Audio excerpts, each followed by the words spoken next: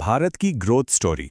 इस पर अगर किसी को दाव लगाना है तो एक चीज है जिसे नजरअंदाज करना लगभग नामुमकिन है, और वो है देश का इंफ्रास्ट्रक्चर।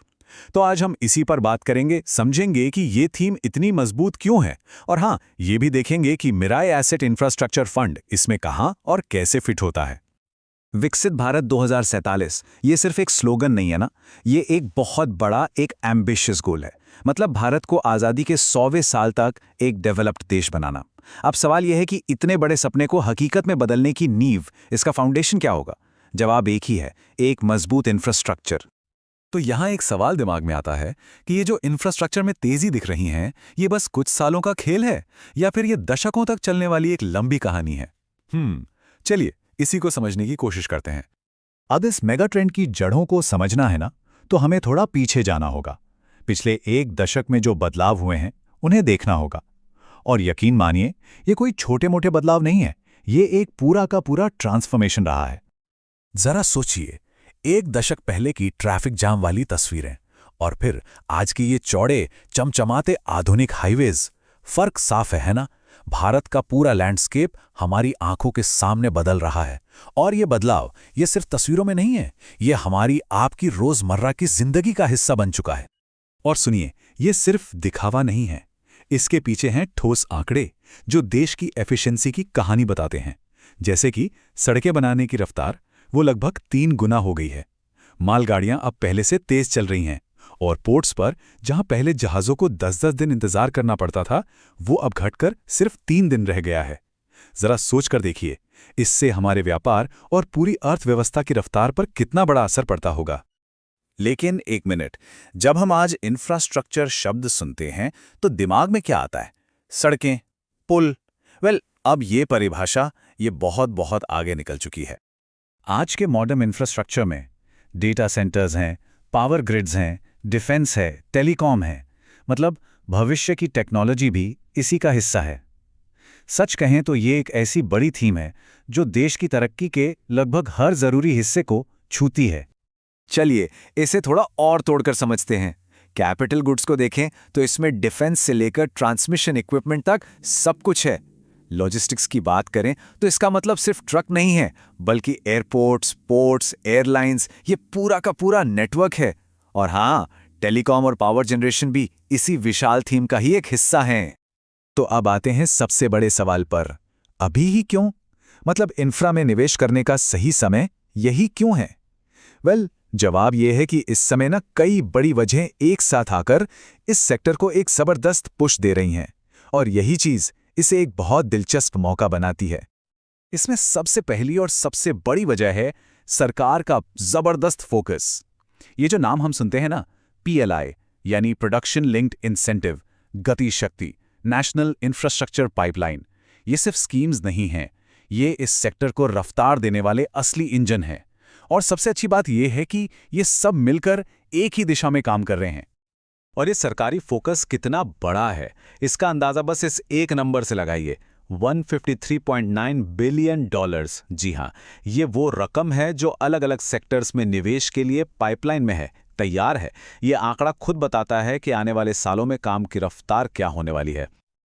और देखिए, ये पैसा कहीं भी यूं ही नहीं जा रहा है, ये चुनिंदा सेक्टर्स में जा रहा है, जैसे कि रिन्यूएबल एनर्जी, जहां करीब 22% की सालाना ग्रोथ का अनुमान है। रेलवेज और रोड्स में भी जबरदस्त निवेश हो रहा है।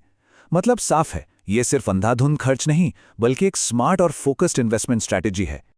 देखिए, अब तक इस रेस में सरकार लीड कर रही थी, वो आगे दौड़ रही थी, लेकिन अब ऐसा लग रहा है कि बैटन प्राइवेट सेक्टर के हाथ में आने वाला है। क्यों? क्योंकि कंपनियों की बैलेंस शीट्स मजबूत हुई हैं, उनकी आर्थिक हालत सुधरी है, और वो नए निवेश के लिए बिल्कुल तैयार हैं। और शायद यही इस ग्रोथ स्टोरी का अगला और सबसे जरूरी पड़ाव है। तो ठीक है, अगर कोई इस मेगा ट्रेंड का हिस्सा बनना चाहता है तो एक रास्ता है मिराय एसेट इंफ्रास्ट्रक्चर फंड। चलिए अब जरा इस फंड को समझते हैं कि ये आखिर है क्या और इसकी निवेश की रणनीति कैसी है। अगर बिल्कुल सीधे साधे शब्दों में कहूं तो ये एक ओपन एंडेड इक्विटी स्कीम है।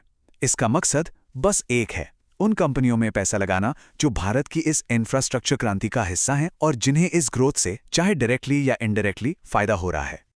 ओके, तो सवाल ये है कि ये फंड काम कैसे करता है, इसकी स्ट्रैटेजी क्या है? तो देखिए, इसकी रणनीति एक बैलेंस्ड अप्रोच पर टिकी है, जो ग्रोथ और स्टेबिलिटी दोनों को साथ लेकर चलती है। ये फंड एक खास स्ट्रेटजी इस्तेमाल करता है जिसे बारबेल अप्रोच कहते हैं। अब इसे समझने के लिए ना एक क्रिकेट टीम का उदाहरण लेते हैं। सोचिए, टीम में एक तरफ हैं तेज खेलने वाले बल्लेबाज जैसे डेटा सेंटर्स या ईवीज जो तेजी से रन बना सकते हैं, लेकिन इनमें रिस्क भी थोड़ा ज्यादा होता है। दूसरी तरफ है मजबूत और भरोसेमंद खिलाड़ी जैसे पावर ग्रेड्स या पोर्ट्स जो धीरे धीरे लेकिन लगातार स्कोर करते रहते हैं, मतलब स्टेबल कैश फ्लो देते हैं। और बीच में हैं कुछ स्पेशल सिचुएशन वाले खिलाड़ी जो किसी खास मौके पर मैच का पासा पलट सकते हैं। बस यही संतुलन इस स्ट्रैटेजी की असली ताकत है। और हाँ, स्टॉक चुनने का प्रोसेस भी काफ़ी डिसिप्लिन्ड है। इसके 5 कदम हैं। पहला, कंपनी का कैश फ्लो मजबूत और टिकाऊ होना चाहिए।